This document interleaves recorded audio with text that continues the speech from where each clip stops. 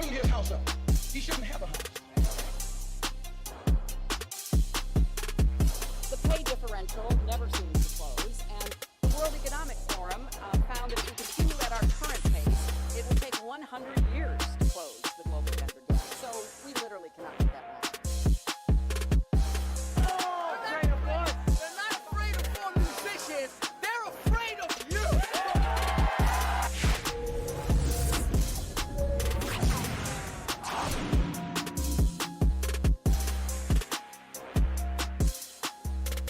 Welcome to another Cellar Door Skeptics. Thank you all so much for joining us tonight. We have an amazing episode planned for you all. We are doing a Canadian extravaganza. The title of tonight's show, episode 286, is going to be Something Canadian Comes This Way. In this week's show, we're going to talk with Cory from the Mind of the Skeptical Leftist, as he and Buddy decided they're going to break down the Canadian federal election, and I'm going to call it their meta, because it's kind of like a game, so it seems like all these people just want to play a game, and that's how this works. Anyway, we're going to talk a lot about that. We're going to talk about the different parties that they have in Canada, how they affect everything, and I believe there was a recent debate that happened within the last, I'm going to guess the last couple weeks, so either which way, we have a guest tonight, so it is awesome. With that being said, why don't I bring everybody in? Welcome to the show, Mr. Hansel and Gretel. Welcome to the show, Buddy the Elf. And welcome to the show, Cory the Anarchist. Happy to be here.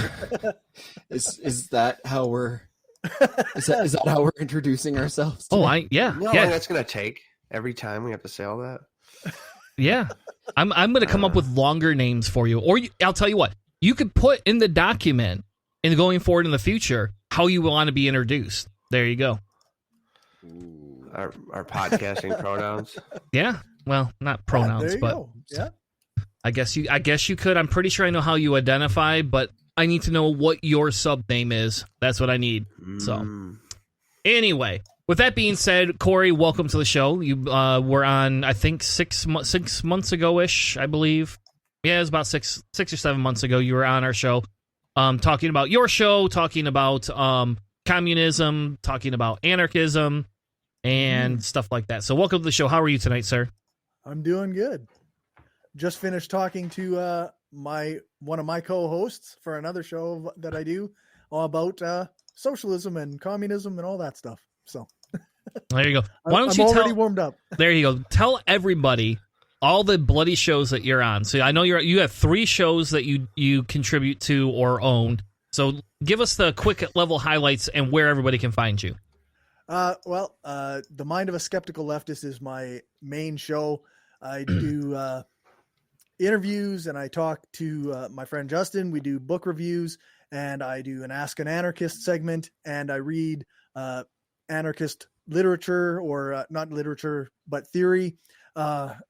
So that's my main project. And then I do Skeptarchy, which is a podcast I do with some other folks. And then I do a Saskatchewan politics podcast, which is called For Many People's Strength. So if you want to know anything about Saskatchewan politics, I'm up to date. Awesome. Well, I'm still trying to find where my premiere went because apparently he's still off in the wind somewhere. Seriously? Oh yeah, no, he's like gone. yeah, he's. I don't know if it's as big of a deal this go around because I think we've just kind of come to expect this, and I think the suspicion is that he's trying to just lay low during the election, lest he make his, golden boy O'Toole not look like a damn tool. Did he go full Afghanistan president and just disappear with all your money? Just about. Oh no, he got rid of our money a long time ago. He gave it to his oil and gas friends and all of that, and then gambled $1.5 billion away because the guy's got a goddamn problem, but refuses to admit it because when you're conservative, the best part about having problems is never having to acknowledge or handle them. They make them everybody else's problems. Yeah. Kind of ironic, but that's a side note. So Yeah, we so it just this was something that I kind of sprang on Chris kind of last minute, and as much as I would have loved to have made a little bit more of an announcement about it, well, this election was sprung on us. In fact, it was mid-August, Corey? Yeah, roughly 2 months from announcement to election day. Okay. So I'm it was early August then. Okay, that makes sense. Yeah, that's the Al Jazeera article that we've got linked in the show notes here, and it's just about talking about how Trudeau is triggering a snap election, as they're calling it, because literally it was not scheduled. There wasn't supposed to be one for another 2 years. The assumption is that the hope is that the Liberals were going to carry on their popularity and they would win a majority government. Oh, so this is kind of like when they feel like they don't have a strong enough grip on the majority. They say, "Hey, we're going to do a new one. We're going to gamble our control with the possibility that we can enforce and gather more control." But there's also a risk that they can lose control, which is what happened in England a couple of times. Basically, yeah, and it's come quite clear that, you know, sometimes the polls aren't exactly right, because, you know, the conservatives have the conservatives have been neck and neck, if not pulling further ahead of the liberals, who were hoping to get a majority instead of just continue being this minority that has to, you know, play nice with other people in the sandbox. Did the Obama administration move to Canada or something? But when he was questioned about it, and I wish I thought to keep the link, Trudeau said that it's, you know, his leadership keeps getting called into question, and he wanted to give Canadians the opportunity to really voice that. And I'm sitting there and I'm like, you really didn't think this one all the way through, did you? Corey, what was your first thought? Well, I thought, yeah, it's obviously like the election that nobody except Justin Trudeau wanted. Like we're in the middle of a pandemic still. We're only 2 years out from our last one. Like it's a waste of time. We're going to end up in the exact same position as we were before. Just a waste of time. So you figure it's probably not really going to change much, eh?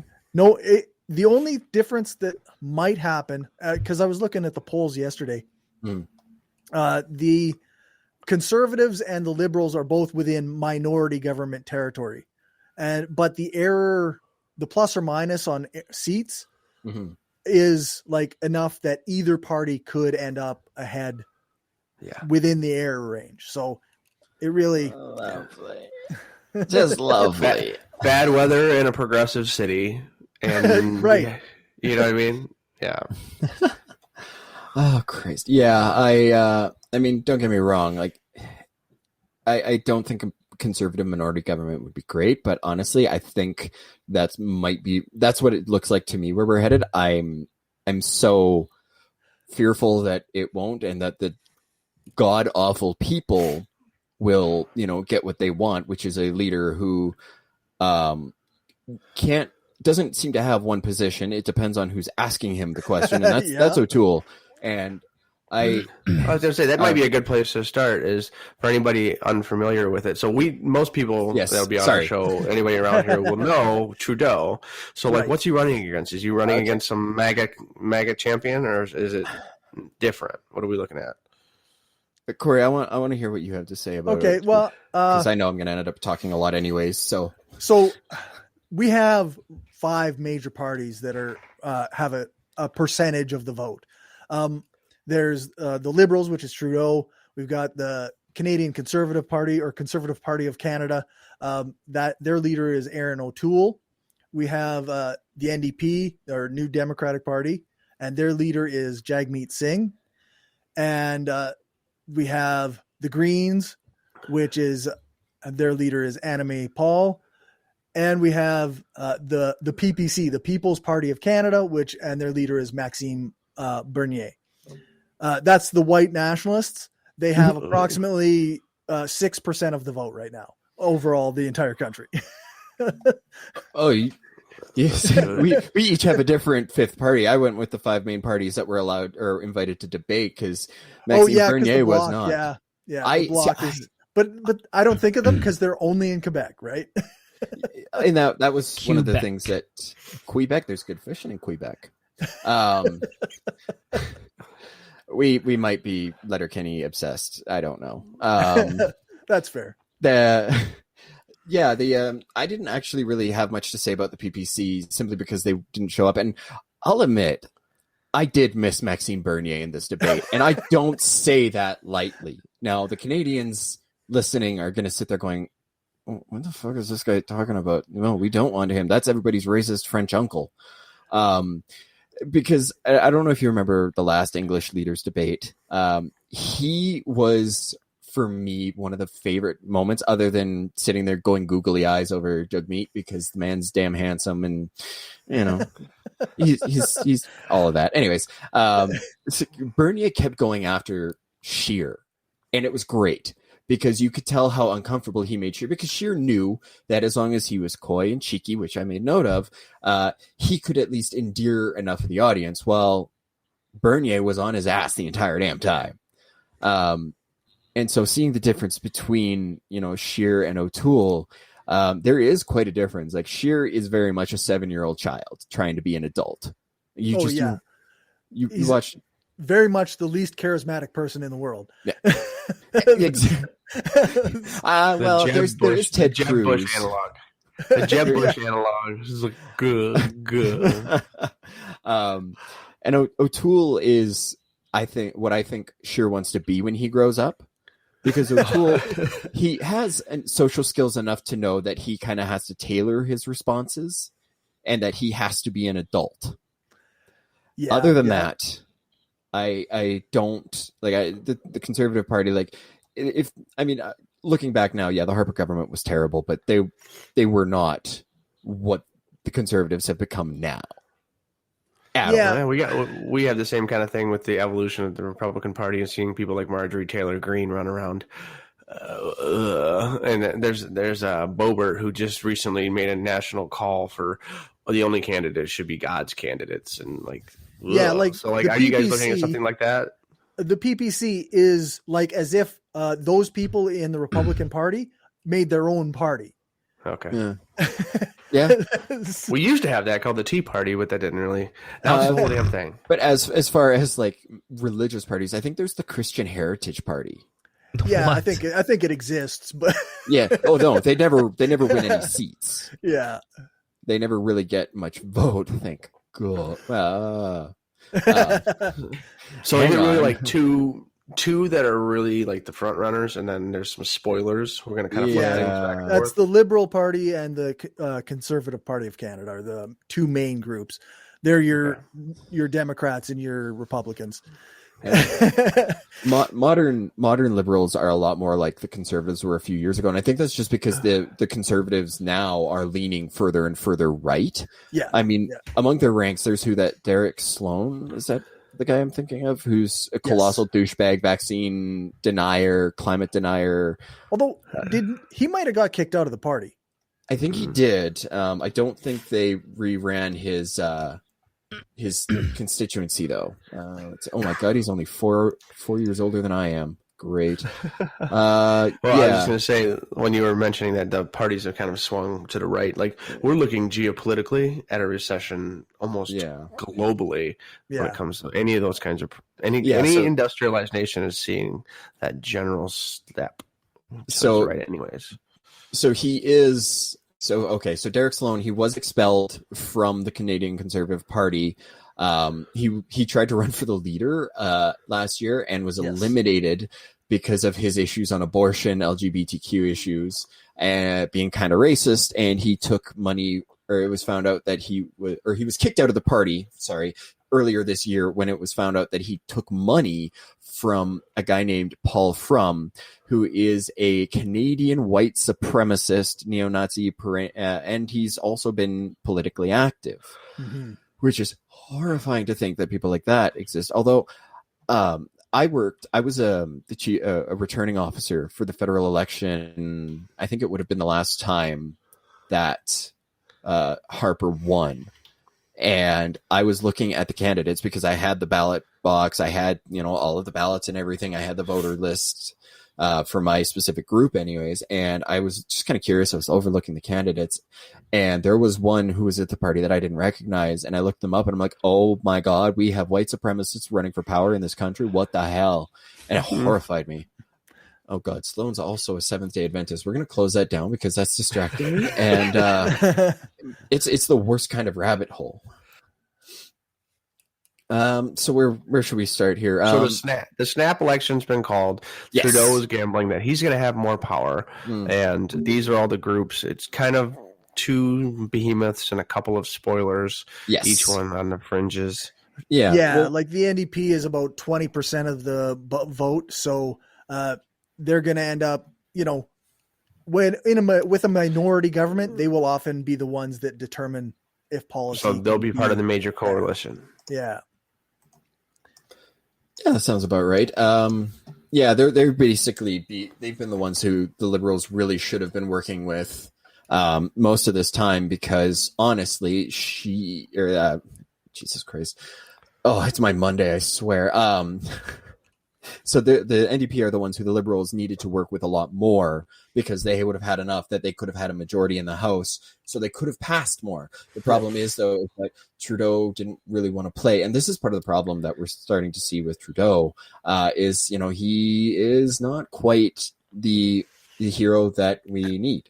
He's more like a petulant child. Yeah. If you can't have it exactly the way he wants it, then he's not doing it, and he's not going to play with you anymore. Exactly. So it's so frustrating, because he's got this reputation. He's the pretty boy. He's the young guy, and honestly, he was okay in my books after the way he handled Trump's little aggressive handshake bullshit. When he basically did not move at all, and you could see it in Trump's eyes that he was like, "Oh shit!" And then you're pretty sure that Melania was sitting there going, "Oh my God, that's a man." Yeah, exactly. Even though Trudeau's wife was standing right there.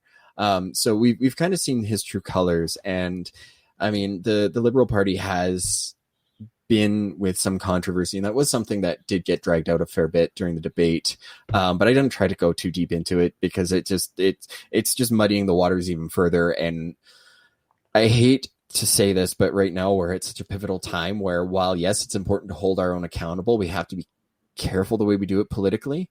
And I hate thinking that way, because I'm sitting there and I'm like, oh man, come on. Like, we are so close to potentially giving the bad guys the keys to victory, and the last thing we need is more bullshit. And oh my God, my people are being more idiotic than before. Great, we're screwed.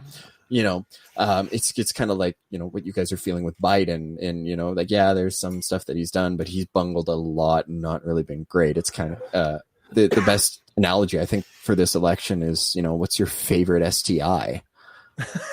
And it's so frustrating. Although between Anime and Singh, I think if the two of them, like if the Green Party and the NDP could maybe spend more time trying to work together, I think there could be more progress. I think the difference between the Green and the NDP, though, at least historically, is that the Green Party has more of a reputation for being like, I don't know, quote unquote, PETA friends and shit like that. They're more aligned with what are considered environmental extreme groups, whereas the NDP, they seem to be less. They seem to. God, I can't even figure out the right terminology for it. It's just they seem to have the similar ideals without the extreme action, is what I think I'm going to rest on, because I'm just tripping over myself. Yeah, usual. I think it's. I would compare the Greens almost to the Liberals, except with an environmental angle, right? I think the NDP, if you want a party that's more representative of like labor or working class people, I think the NDP would be more along that line. But the Greens are more like they like big business. If it's green, they like they'll like a lot of things as long as the green attachment is on it, right? Yeah, environment travel. Yeah. Like they've actually been like a lot of people, especially since the last leadership race for the Green Party, a lot of people have kind of considered them like conservatives more like almost conservatives with a green angle. Well, it makes sense. A lot of people that lean towards people like Andrew Yang or whatever, Silicon Valley, like you're seeing people that are like pro-capitalism, pro-corporate big world, as long as it has some kind of a moral backbone where it's kind of trying to do the right thing, but it's still obviously extracting wealth from everyone's labor. And so you're kind of like, where's the medium here? Right. Yeah. Funny thing about the Greens was that they did have a couple like actual socialists, eco-socialists running for the leadership when they were doing their leadership run. But they kind of there was a bunch of internal stuff that went on, and a couple of them got kicked out, and it got into a big mess. So I actually didn't really know that, to be honest. I knew that Elizabeth May was no longer their leader, and I was a little saddened by that because she grew on me. And she's and again, last go around watching the debates or whatever, she struck a few points that I sat there and like actually made me sit and go, maybe I should be voting for them instead. But there was one moment that I'm sitting there, I'm like, I wish that this would be part of whatever highlight reel people think there is, other than, the little gotcha moments and crap like that, the moments where everybody's like, oh, can you believe he did that? No, because she made a very subtle offhand comment in response to discussions about reparations. So Blanchette had proposed that equalization payments be kind of handled more in terms of the CO2 emissions per capita based on the provinces. So provinces that are, have more emissions pay more in equalization. And May's rebuttal to that was, well, that's not going to be fair to Albertans because as, we shift them away from oil and gas, their economy is going to suffer for it. And we can't do that to them. That's not fair. And I'm sitting there, I was working the night shift. So I'm sitting there at work. I literally slammed my hand on the space bar to pause it, rewound it 5 seconds. And I'm like, did I just hear what I think I just heard from a political leader? Somebody who would historically or who would stereotypically like bash and trash Alberta for its love of oil, but supporting oil. And I will tell anybody about this because this is, to me, is something that I think it's worth noting. And I think the fact that a lot of Albertans just write the Green Party off I think it's just heartbreaking. I think it really does them a disservice. For sure. So why don't we get into the meat of this now here? Sure. Start off, let's take a look. We're going to talk a little bit about the violence that's happened on the campaign trail, because I think that's really important to be discussing before we get into what each party wants to do. So as Tanner is pulling up for us, we have some.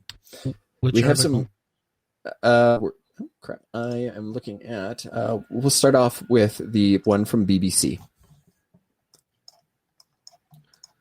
So essentially what we're looking at on this one, it basically, there's been a lot of protesting going on, and free speech, totally cool. If you don't like politicians, show up, protest, fair game.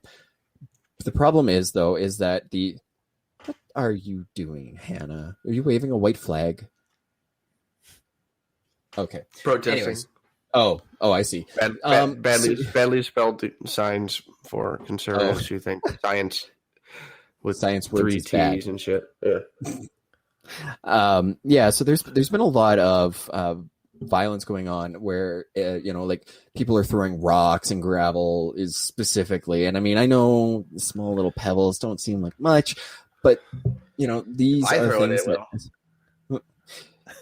Yeah. Well, you also played baseball. So how, not only do you know how to throw, you know how to throw hard. Yeah. So yeah.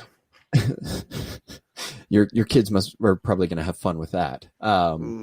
Yeah. So basically Trudeau's had to cancel a couple of speaking engagements simply because protesters show up, and not only do they show up, they start throwing things, and there were actually times where events ended early because of this, because they were getting pelted so much. And Trudeau, to his credit, has kind of like, no, it didn't really bother me as much, but, this isn't something that should happen. People shouldn't be, having to do their job under the threats of violence like this.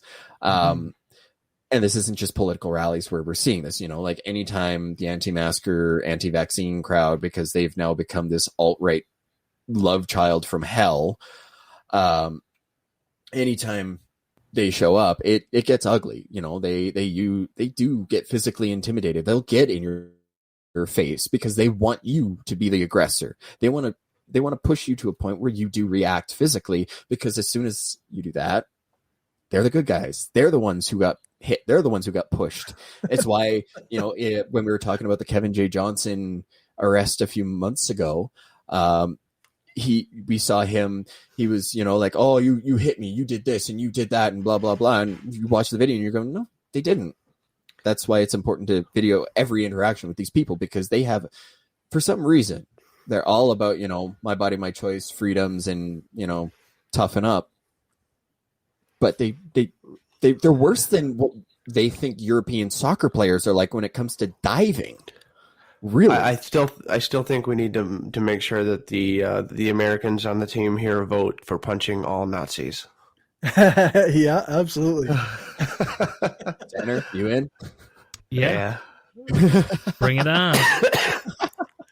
Yeah, like it's one of these things, like if the guy's getting in your face and you hit him, he's not the good guy, even if he paints himself as the good guy. Yeah. With the media, right? Like he's still the bad guy. Yeah, but unfortunately, like, we live in a society that ironically doesn't understand the people, which side it's being too nice and too charitable to, because if it did, we would realize that we're kind of enabling these people by saying, no, we have to respect all opinions. No, we don't. There's a reason why fact checking has become a big thing that they're getting upset about, right? And the tolerance paradox is a real thing. Yeah. So we've Sorry, talked about this. Which paradox?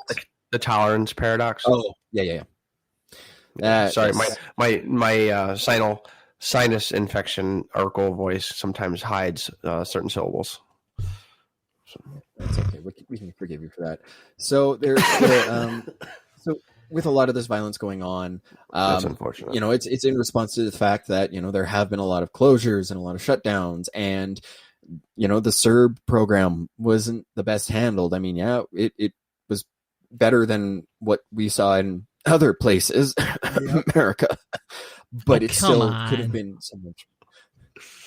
Come on, where's your $2,000? They also cut that off after the first year. So then, yeah, exactly. And, you know, then I will say, you know, it's at least nice to see O'Toole saying, you know, like, this is disgusting. This shouldn't be happening, because, you know, his number one rival is Trudeau. And we'll get a little bit more into that later on. But basically, you know, people are getting more upset because they're buying into this, you know, conspiracy dogma about how, you know, like, you're being disenfranchised and COVID's a hoax and blah, blah, blah. And, you know, QAnoners are not. And Justin Trudeau is literally a communist. Right. All the communists and socialists, like, I said it all the time during the last election in the U.S. Like, God, I wish Biden was as cool as everybody makes him sound. Yeah, that's right. I can't believe, like, this just goes to show, like, how much bullshit we get fed, that fun things get buried. So do you remember a couple of years ago when there was that whole side-by-side comparison of Trudeau and Castro? Oh, yes. Because he looks similar to a young Castro. And his dad, Pierre, had meetings with Castro at one point, hadn't he? Did he? Had he gone to Cuba? Oh, yeah. And so basically they were trying to... I don't think that kind of a union would have made a child, though. Just saying. But, so there was a lot of insinuation that Trudeau was actually Castro's kid, so that kind of fueled the communist rhetoric, and it just goes to show you. That's the Canadian version of the American birther, basically. Yeah, it didn't. It fizzled out though, but yeah. And with the amount of blackface that Trudeau likes to wear, yeah, God, yeah, that's something else I have to contend with. That's bad. I'm glad that he at least apologized and didn't just try to double down on it, but yeah, I think that's because he knew that was not a fight he should go the for. real trouble with that whole thing is that he did it more times than he knew or could remember. So then it kept coming back, and dude, you did this too much. Yeah, but hey, we're gonna go back to the track now. Okay. So this is part of an ongoing issue. This is actually a huge issue in Alberta. That maybe I should have made a news item as well. Is there's actually problems where the anti-vax protests are getting so bad that ambulances can't get into hospitals, and our healthcare system in Alberta is already at a point where experts are warning that, it could collapse, it could buckle. And I'm sitting there and I'm going, oh, great. So Shandro wins. Shandro is going to be sitting there going, and Vital Partners gets this profit and that profit and that profit. Because his wife is one of the founders of Vital Partners, a private health insurance company that will benefit immensely if there were to be a more privatized healthcare implemented. Yeah. And this has kind of been the suspected agenda of their party, but back from provincial to federal because we need the bigger scope here. So there's been a lot of talk about, of course, the vaccine policy, vaccine passport mandating. Not every leader is really eager to throw their support behind it during an election, simply because they know that it could impact them at the polls. Because a lot of people who consider themselves centrist, they will hide behind the whole, free choice and, the loose rhetoric that the right loves to use to win over and garner support. And I think that's a very clever, admittedly, and I'm loath to admit that, strategy that they've had is that they bank on the fact that a lot of people who ride the center lane, who are actually decent people and would not want a lot of conservative policies, will kind of fall behind.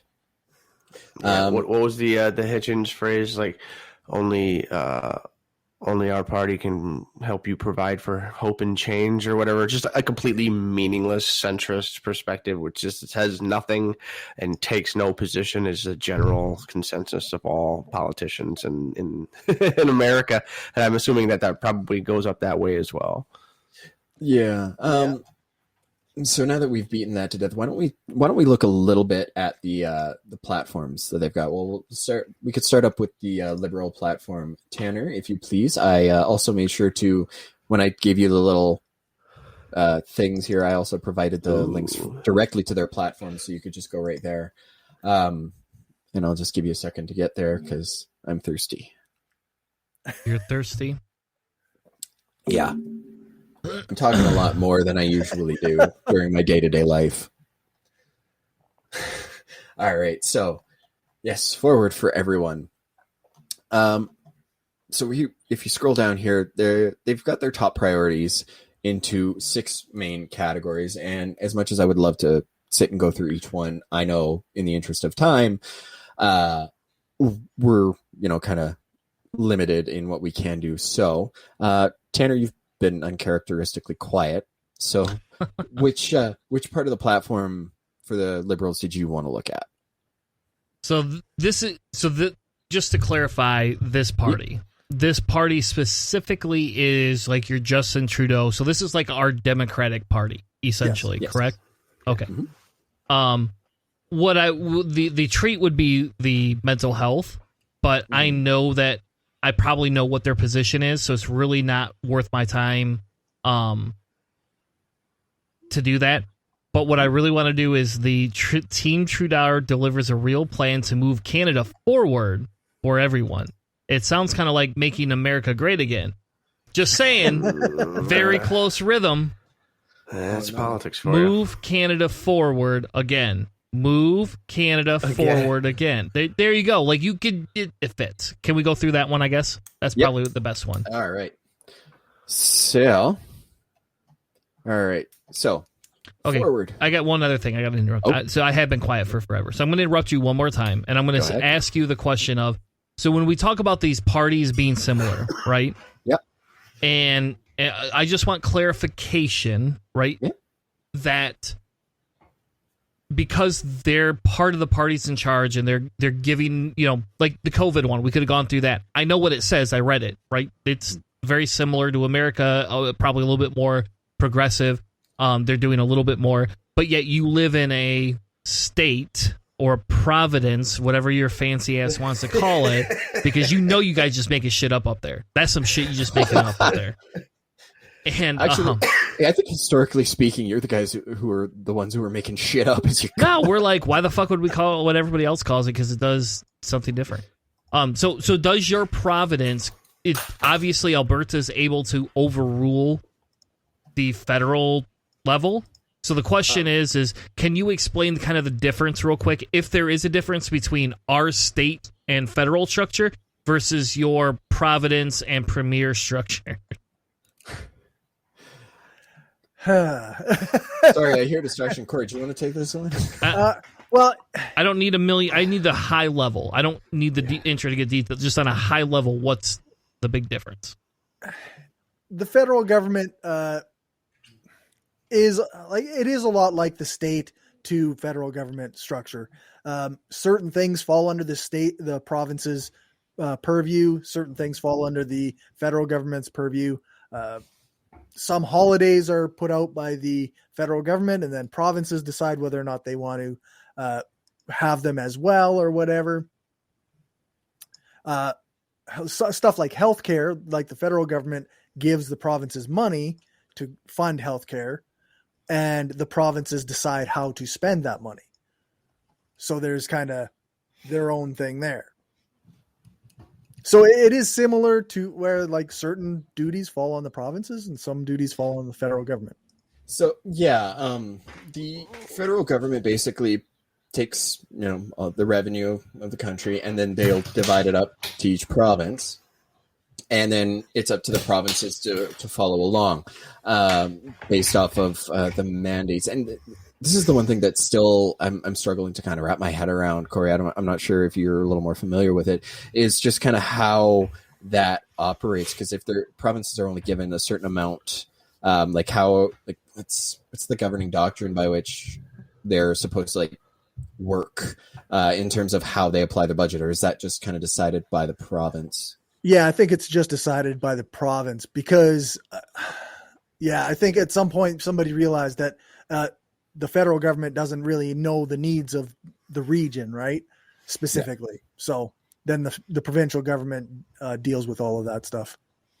I bet you there's probably something set up in the budget system where there's a series of bylaws, essentially, that you can't use this money we're giving you for healthcare to build a brand new esports league. You know what I mean? Right. So there's probably a series. Yeah, there's probably a series of instructions that are general that require you. This amount of money has to go into emergency room, facility, maintenance, growth, whatever. But it's probably controlled that way. Yeah, I love essentially. I'm just waiting for it to load up because I'm just it's fantastic for just like a quick little gives you a quick idea of it anyways without going into the specifics, but still gives you the links for the specifics. So let's see. Canadian healthcare policy. Primary objective of Canadian healthcare policy as set out in the Canada Health Act of 1984 is to protect, promote, and restore the physical and mental well-being of residents of Canada. Ironic, given that mental health is never funded properly and is always the first to get cut. Fun fucking fact. To facilitate really reasonable access to health services without financial or other barriers. The federal government ensures compliance with its requirements that all Canadians have, quote, reasonable access to medically necessary hospital, physician, and surgical dental services that require a hospital, end quote, by providing a cash to provinces and territories through the Canada Health Transfer based on their fulfilling certain criteria and conditions related to insured health services and extended healthcare services. So basically, they have to act within the guidelines of the Canada Health Act in order to ensure that there is access to healthcare. And then the actual mechanisms of what happens is handled by the provinces. Right. Yeah, they probably have to have a certain level of transparency. These are the number of cases that we had last year. I mean, they keep some numbers. I mean, ideally, yes. Yeah, but not so much the case here. We had the same thing. It was like, hey, how much is this root canal going to cost? I don't know. We'll see what it is when you open the mail. Yeah. basically, or the ambulance ride. Only we don't have people saying that, just drop me off a block away so I can't be billed for this shit. Because that's actually one good thing about what we got. So, okay, so we're going to go back to... That's the party stuff then, is getting the Democrats party. Yeah, so what we have here and what Tanner kindly has for us on screen is a rough outline of what the Liberal Party or platform is. So at the top it says, "Together we will finish the fight against COVID-19 by supporting proof of vaccination credentials and mandatory vaccines for people traveling on planes and trains and automobiles too, assumedly, but that's not necessary because it just doesn't screw up a joke." John Candy's dead. We shall be quiet. Okay, so I take it back about the vaccine passport idea because the Liberals say that they support a proof of vaccine credential. They just have a very loose definition of it. Actually, that was something that I noticed this year, but I'll talk about that a little bit later. The next one, Cory, I'll let you take the next one here. So it says, "Keep Canadians healthy with transformative investments in the strength of our universal public healthcare system in primary care, long-term care, and mental health." One would hope that means there's going to be actual investment in mental health. Like we can actually access counselors or therapists without having to use our private insurance or pay out of our pocket. But maybe not. It's hard to say. It's pretty vague. Like it doesn't say much there. Yeah, typical politicking. Tanner, why don't you read the next one here? Really? Alternative climate action by creating... Accelerate? Huh? Oh, Accelerate? yeah. Did I say alternative? I did. Yep. Sorry. Accelerate climate action by creating new green jobs, cutting pollution in the oil and gas sector, and making our community cleaner with zero emission vehicles. Electrical vehicles. Wouldn't that be nice? If we were older. Hannah, I think you should read the next one. Yeah. Create safer communities by toughening our laws and ban assault weapons and supporting provinces and territories that implement bans on handguns. I mean, I don't know. Some of these things they're nice, but it's just basically like saying like this is a wish list. We talked about this in some of the previous elections and stuff like that. Like, it's great to see this kind of stuff, and they're willing to take some of these positions. But like, do you think that these guys are actually going to try to push any of these things through, or is this like we're trying to just kind of put a check on everybody's list? Because like, there's daycare in here, fairer Canada. Like, what's the metric on fairer? I mean, in all reality, don't think too hard, Hannah. Come on, I know that, politics we're talking but that's about. what it is. This is the kind of stuff that we would see, and like Biden's like, and it's like, well, he didn't, he said, I was like, whatever. Can we get a quote on that? Yeah. Well, I will say this though.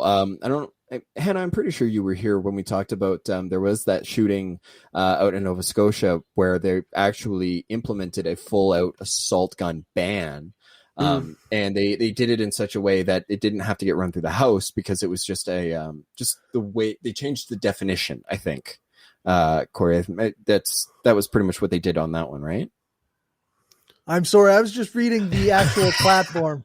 Like, there's a PDF link at the bottom with the a little bit more fleshed out platform here. So this is the Cliff's Notes, and then there's actual documentation. So they usually have to have like a notarized or like with Trudeau's seal of my plan. That's probably what the PDF is. And this PDF is like 100 pages long, and ain't nobody got time for that. I will say though that they did. I mean, it may seem like kind of a moot point, but there was a shooting in Canada, and our leaders didn't sit there and go, "Well, we don't want to infringe on anybody's right." He goes, "Okay, nope, these guns are banned. They may not have necessarily been relevant to this case, but they're gone." Yeah. Just decision making in some way, shape, or form at least gives me some form of hope. So I don't know. That's cool. Yeah, it was nice to finally see that. So we also have the make everyone pay their fair share, which they say includes big banks and the wealthiest Canadians, which is kind of ironic given that there was talk about tightening laws around like what is it, offshore bank accounts and people or offshore tax shelters. Yes, yeah. And Trudeau happened to have a couple of friends who really benefited from this, so it didn't get a lot of traction and steam. Yeah, same with the wealth tax that the NDP put forward a few months ago. That got shut down by both the Conservatives and the Liberal parties. And I mean, so I don't know what pay their fair share means under these parties. It means we're going to tell you instead of a 0% corporate tax, you can have a 3% corporate tax. Yeah. And we're going to ensure that if you want to hide your money in the Canaans, that as long as it goes through the Canadian bank first, you get no problem. Yeah. There we go. Or we'll just continue letting you run a pass through in the Queen's country in Ireland, and there's no corporate income tax there at all. So, in the end, Cory, do you want to read the one about Canadians finding a home? Oh, yes. Help Canadians find a home of their own by creating a rent-to-own program, protecting the rights of Canadians, and taking action against speculators, saving first-time homebuyers up to $30,000. They're also looking at expanding the length of loan for home loans. So you can, instead of having a 30-year mortgage, you can have a 50-year mortgage. And that's not helpful. None of this is helpful. No. No, that's part of the problem. I mean, this at 30 years for a general home loan, like that doubles it. Like 50 years would be paying 2.5 times. Yeah, you're just paying more money for forever. Especially because there is an issue with the housing crisis, and damn me for not. Okay, so this definitely feels very centrist then, right? Very much yeah.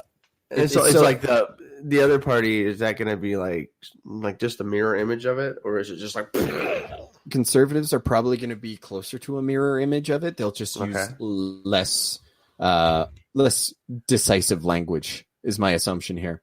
There is a actual housing crisis in Canada where foreign investors have basically skyrocketed the value of homes. And I know Vancouver is one of the worst places for it. I think Toronto is pretty gnarly too. And that's just because they have such a high population density. And both of those cities, recognize that keeping property taxes low requires them to, build multifamily dwellings, several dozen stories high. And some of these condominiums, which really I can't understand why a condominium is valued at more than a house. But some of these condos in Vancouver are going into the millions, and nobody's living there because they're owned by somebody who's an offshore investor. And this is becoming a huge problem because it's driving housing prices up across the board. And I was reading an article, and I wish I could remember more specific, at least words from it. But there was talk about how there's a problem with mortgage debt in Canada, and how the Canadian debt isn't so much credit card as it is in our houses right now, because people are just taking out these ridiculous mortgages and not refinancing or anything. So just the last three that we've got here is $10 a day childcare, which is a thing that Trudeau has actually been pushing, was rejected by our local Conservative governments. Apparently we're going to build it was at least accepted by the Saskatchewan government. Oh man. Crap. Now we're alone in that too. Damn. Apparently we're going to build a fairer Canada by fighting systemic racism. And then of course we're also walking the shared path of reconciliation, which was another hot button issue that Trudeau had to confront, because apparently he had taken some Indigenous people to court, and that was something that I'm not 100% sure exactly. Well, it's I believe it's people are taking the federal government to court over something. I can't even remember what it is, but he continues to fight against it. Despite saying, "Oh, we want to reconcile," he doesn't just pay them the compensation that they're due. Was So I that think his that- decision or like your attorney general's decision or him telling the attorney general, listen, man, just pony up? Yeah, like ultimately he could just decide to be like, okay, let's settle this and give them their compensation.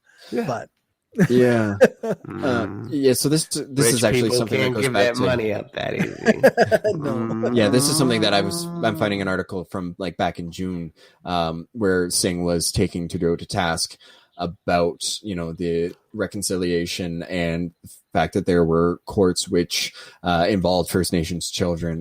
But I'm not 100% sure exactly more of the details around it. So I'm going to leave that kind of hanging in the air here. And I'm going to see if Tanner is happy to move on to, the conservative platform. Well, happy to move to the conservative platform is different than happy to, Yeah. do a different do a different party. How about that? Yeah, that's It's totally like- fair. Indiana Jones, can you reach into this thing full of snakes? Is No. it snakes? Nope. Does it always have to be snakes? It does. Although in Okay, so my brain just totally did an ADHD thing, and I went to Fear Factor, and then I jumped to the Mad TV thing on Fear Factor, which is kind of irrelevant. But did you guys hear about Joe Rogan getting COVID? Oh yes. And Oh, how upset he is with CNN for making fun of him for his ivermectin, and he's like, do I have to sue them? I don't think they actually even made fun of him. They just reported the fact that he was taking ivermectin, and the rest of us made fun of him. Yeah. Oh yeah. everybody's saying that they color toned him to make him look more gray and everything. Big strong man baby, he I don't can know. handle it. There are a few cases of someone getting something, and in most cases, we look at the statistics. In most cases, people can get it and survive. The numbers are still really high that people significantly die from these. But like he is one of those cases where it's just like, man, Just die. anybody could Just die. if anybody could cause the most people to eat their fucking fedoras and just have to shave their neck beards and go into work on Monday, it would be that guy. So But I have a question unrelated to Hannah's COVID rant. Have any of you seen the show What We Do in the Shadows? yes, No. I have not. So 2 no's and 1 yes. All right. There is a guy. So Hannah, what's the name of the actor that does the vampire, the mind vampire, the one that drains people by talking to them? oh, the guy that does the Yeah, what's the name of that actor? Yeah. I don't know his Joe name. Rogan. No, that's it. Definitely not Joe Rogan. Yeah, He's I pretty don't- boring too, but Yeah. It looks like Colin Robinson. all right. But is that the name of the actor though? Mark Prock Maybe. All right. Maybe as Colin Robinson. Yes. Okay. Yes, that's it. So here's pictures of this guy. Now I'm going to go back to your Secure the Future. Uh-oh. Does it not look very similar? If you aged him just a little bit, took his glasses off, Oh. he's Oh a my vampire. This dude's a fucking vampire, man. He's an emotional vampire. He's an emotional vampire. All right, sorry. I pulled the key. I pulled the key. He looks Aaron like- O'Toole. Yeah. He looks a Oh, little dear bit God. like Colin from Whose Line Is It Anyway? Oh, that too. Colin Mockery. He's Yep. Canadian. I like him. 'Cause he's actually. Could we he switch actually them? seems- Could we switch them? I'd be okay with it. Oh God, I think We Colin could- we could Mockery switch would him. actually throw himself off a bridge before trying to lead the Conservative Party. All right. No, Because so his daughter is he could be in trans. charge. Actually, He could be in charge, and then everybody would just ask him to improvise his policy, and it'd be funny. Have a good time. okay, so, Anyway, so yeah, this is the guy who we're gonna take seriously for like 3.5 minutes. yeah. That's- Tanner, do you want to go up to where it says plan and just click on that? It'll bring you a drop down. Just click on the plan thing, and we can scroll down. Because they have a few different clickables, and I don't think my brain cells could handle going too deep into this. If I'm being perfectly honest, because we see some shit, and I can't hear another conservative leader talk about how important it is to get people back to work Okay. anymore. I can't. Can I talk a little bit about the economy plan? Yes. Okay, so first they got, I'm just going to go over their talking points a little bit. They go, wind down emergency COVID support programs in a responsible way as Canadians are vaccinated and the economy reopens. The Conservative Party is the one that says we have to reopen, we can't do any kind of measures, and we shouldn't be paying people to stay at home. So they will absolutely just abandon workers and let us all have to go to work because the economy demands it. Mm-hmm. They've got ensure that stimulus measures are targeted and time limited to avoid creating a structural deficit. This is a nonsense point. It means nothing. Their stimulus would be effectively ending the stimulus that the Liberals would put into practice. And get the economy growing again after years of slow growth under the Liberals, so that we have the revenue to pay for the government services that Canadians rely on. And this is again blaming the economy under Justin Trudeau, despite the fact, like, blaming it on Justin Trudeau and the Liberals, even though it's, a pandemic.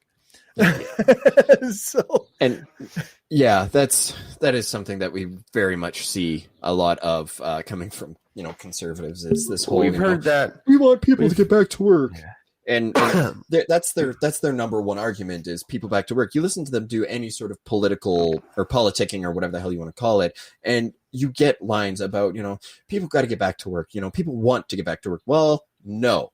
Let's change that narrative, because it's not that people don't or people want to get back to work. People are told that they want to get back to work, that they have to get back to work in order to be a valuable member of society. Because if you're not working, you're not a valuable person. Wow. And it's even worse than that, because they will say you have to go back to work because we're not giving you any money and we're not giving you any rent relief. You're going to go homeless or you're going to starve if you don't go back to work. Yeah. And of course, the hilarious irony being that their beloved, like landlords and property management companies would all start going bankrupt if people all stopped working and had to go homeless because they weren't making enough money to make ends meet. And all of a sudden, they've got all these landlords that can't afford utilities, that can't afford to do any of the maintenance, can't afford to do any of the upkeep. It's almost like they don't understand, or they don't want to help people understand how these things affect each other and the way that the layers just kind of all stack on top of each other. The saddest part about all of this is the Conservative Party in the US and in Canada and everyone who's putting forth this get back to work stuff. None of those people are seeing the lesson that is to be learned here, that the real value of all of this is that labor is worth a ton of money. Oh, come on, Haley, stop. If it isn't there, all their foie gras and truffle pudding is just going to be cold because nobody's going to bring it to them. Like, in the end, like, with the lessons we are learning are the wrong ones everywhere. Yep. It's so absurd that nobody is saying this is like, wow, labor is worth way more than I thought it was. Why aren't we talking I'm telling you, this? That Taco Bell worker should be there till 2 a.m. and they should not make more than $8 an hour. I'm telling you, you haven't read enough conservative forums, man. What the hell's going on? Right, jeez. How much did that hurt you to say, Tanner? I'm used to it. It's improv. Seeing conservative moms, seeing Karens crying in drive-thrus at Chick-fil-A because it wasn't open on a Thursday, because they love it when it's closed on a Sunday, but it wasn't open on a Thursday and they couldn't get their Jesus chicken, and just seeing the tears on YouTube and Facebook Live. Bring it. You want to know how many? That's my special sauce right there. You want to know how many Facebook groups I've been kicked out of locally? How many what groups? Facebook groups I've been locally kicked out of. I stopped counting. I'm on 6 right now. Jesus. Because every time somebody wants to talk about wages and things like that, and like, oh my God, I can't believe these people are closed. There's always one person at minimum that comes in and says, yeah, these lazy people collecting unemployment there. And it's just like, Chris just goes, someone's not going to have a good time today. It's just not going to happen. Yeah. Congratulations, you just signed your waiver of having a bad time. You pissed the dragon off. You That's should the just fuck you did. control. You should have just like a text box on your desktop that you highlight, copy, and paste. And just like, I work from home and I have a ton of time to tell you how many ways you're wrong. Yeah, yeah, and it's so infuriating because the conservatives and libertarian types will all sit there and go, it's important to get back to work, but what they're really saying is it's important for you to get back to work for my convenience and my profit. It's important that you be exploited by me so I can make more money. I mean, it was the same big issue that I had and why I still am exercising a bit of a soft boycott of the Flames specifically and a good chunk of the NHL is because I did not like the fact that NHL billionaire owners were throwing temper tantrums because, well, I'm not making money, so why should I pay people? And it's like, because you can't make money without those people. And because you haven't more than enough money, you could take 50% of your income or of what you have financially, give it all away. You will still never starve. Your children, your children's children's children would never starve if you were to not make another cent and they were to just live off of what is there because you have more money than one person could ever spend. Didn't you ask them, say, like, didn't you see After Humans? If nobody cleans your arena in 1 year, it's going to be covered in vines. You didn't know that? Yeah, that's right. Like, nature's coming for you, bro. Yeah. All right. I kind of wanted to look at their whole secure the country shtick. This is the one that they put a lot of work into, actually. Because I am so infuriated everybody's gunning for Canada. Well, Yeah, that's right. they basically like all this is well, you know, the pandemic, Trudeau, it was all Trudeau's fault. Every bit was Trudeau's fault. Trudeau's the reason why it's been bungled, and not the fact that we have members in our ranks who are actively anti-vaccine and are contributing to the anti-mask rhetoric and are deliberately lying to people to prolong the pandemic. And that's all this was. Are they all vaccinated too? Like our politicians are that say vaccines are bad and then they're vaccinated? So it occurs to me that in the interest of time, we won't really have a lot of time to go over my notes that I have for the debate. So I'm going to try to incorporate some of those as we go. So just for relevancy here, let me see. Oh, yes. So there was a point that was brought up about leadership in O'Toole, and it's hilarious that his name is O'Toole. Really, he leads the Conservatives, and his name is O'Toole. Is he got called out as a leader because it was pointed out, what kind of leadership can you offer Canadians when you're saying that, we get to 90% vaccination? Well, you can't even convince your 90% of your party to get the vaccine. You can't even convince 90% of your party that climate change is a real issue, which is another thing that I really want to touch on in a few minutes here. And basically all he's got under his belt is, well, it's Trudeau's fault. And it's just a more sophisticated, more adult version of Trudeau's the poopy face from 2 years ago. Big. Yeah, exactly. So according to the Conservatives, right off the gate, the Trudeau government undid much of the preparation from SARS and H1N1, which I don't understand how that's relevant when what preparation could there have been from those since they were years ago, and what we would have learned from them is pretty much what the States would have learned from them. So it's all kind of the same there, right? Yeah. Which is just kind of a frustration. And then they say, they shut down the Global Public Health Intelligence Network, which was apparently a pandemic early warning system. They claim that the Liberals let the National Microbiology Laboratory decline and then depleted Canada's PPE stockpile, which I'm pretty sure is bullshit, and then argued with the pharmaceutical industry and stacked the Public Health Agency with bureaucrats and not scientists, which I am really not sitting well with, because the last Conservative government that we had at the federal level was very anti-science and undid a lot of science. Cory, destroyed libraries. Exactly. Yeah, that's right. So I think it's kind of ironic and also kind of exposes just how short-sighted conservatism really is. Yeah. So, sorry, Corey, I'll let you go. Oh, no, it's just when the majority of your platform boils down to blaming the other guy that's in charge, it does seem a little bit empty. I mean, Trudeau's not great in a lot of ways, but so much of the conservative platform that's good is copying the Liberals' platform, and the rest of it is just blaming Trudeau for anything that went wrong throughout the last few years.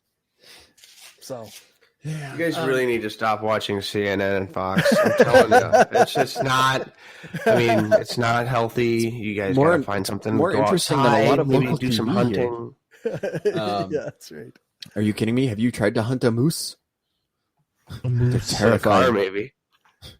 It better be a car that's got a lot of reinforcement and a big engine. Car. Yeah, A Prius. Oh, goodbye, Prius. That moose is just going to have a rough couple of days as it, lets its legs heal. I don't know. If you hit a moose's nutsack at 75 miles an hour, he's going to do some damage. Yeah, All right, after it rips hold your on, skin off. hold on. How It's about the how right are you height. going to make that happen? Go right underneath, man. Yeah. Have you seen how Okay. tall All those right. suckers are? Moving on. I don't know what you're on. I don't know what drugs you've taken today or how much alcohol you've had. But I'm telling you, we're gonna move on from that. Someone. Yeah. Like, so, my God, okay. So we had so during the debate, you got to go under a moose. Seriously, that's like your fucking answer to that question. I'm sorry. Like, I can't help myself. Like, what the fuck, man? Who? All right. I'm sorry. I got it out of my system. Go ahead. Okay. Go ahead, buddy. So, O'Toole is a very interesting candidate, and this is very much why I say his platform depends on who's asking him what questions. Is because throughout the debate, he repeatedly said that climate change is real. Right. He acknowledged it. However, part of his plan for climate targets is basically what Stephen Harper had done 6-7 years ago, and is not even I don't even think that's as ambitious as what Trudeau's is. And he kept saying, Trudeau's not gonna or hasn't met any of his targets. And admittedly, that wasn't a fair point because, as Trudeau pointed out, their targets were for 2030, not this year. They're talking about where they want to be in 10 years. And he got kind of pissed off about that. And you could see it in the way he responded because he's like, no, it's hard for us to say we've not met our targets when our targets are 10 years away. We kind of can't see that far in advance. Mm. And I got that point. And I was like, yeah, I get it. I mean, you should probably have some small targets, along the way. It might be a good idea, but whatever. And O'Toole's got a lot of members in his party that don't believe climate change is even a thing. So this is really just trying to suck up to the young voters because, as we know, young people are more inclined to worry about things like the environment because they're like, hey, I'm half your age, so I've got 20 more years to go on this planet than you do from now, and I'd like it to still look nice and be nice and not require a ventilator everywhere I go. I love this. The first point on the conservatives' platform for the environment, it says introduce low carbon savings accounts. And it says they're going to enable Canadians to save money every time they fuel up. These savings can go towards buying your first electric car or making your home greener. This is like, so that's absurd. Like, that's blatantly absurd, right? Like, I didn't just read that and think, what? Yeah. So they're going to lower the price of gas, and I'm supposed to save my savings so that I can put a solar panel on my house or something, right? Yeah, why don't I just give We're you gonna my money and subsidize- you give it back? We're going to subsidize corn, but you should go grow some. And Yes. so this is my conspiracy brain is kicking in here again, and it's kind of thinking that maybe the conservatives are now that they've seen how the economy grows with more green initiatives, now they're going to start giving it a little more play because now they can actively benefit and profit off of it instead of just oil and gas and the energy sector kicking back whatever millions to through their lobbyists or whatever. Is now that we've got they see how they can make money with their companies and all of that. Yeah, I was going to say it takes a while for the conservatives to move their money out of oil and gas and start moving into the tech sector. Right. And you can't do it immediately because then they think you got insider trading information and they'll put you under an audit. And that's So it literally takes some what they time. mean when they say a fair transition. Yeah. Mhm. Yeah. The fair transition is them getting out of sketchy stocks. Ugh. And what really pisses me off is their whole stand up to major polluters like China. And it makes my brain blink because I'm sitting there and like, Canada just win an award for that? I was like, hang on one second here. Why China is such a heavy polluter? Oh, they do a lot of our manufacturing for us. Really? Oh, that's weird. Well, maybe we should start consuming less. Oh, but then the economy will get, oh man. So it's easier to just demonize an outgroup that we need when it's convenient, and then kiss their ass when it's convenient. But basically, we're going to blame them for everything that our free market has given them. We gave them the manufacturing. That's why China has moved to become such a prominent superpower, economically speaking.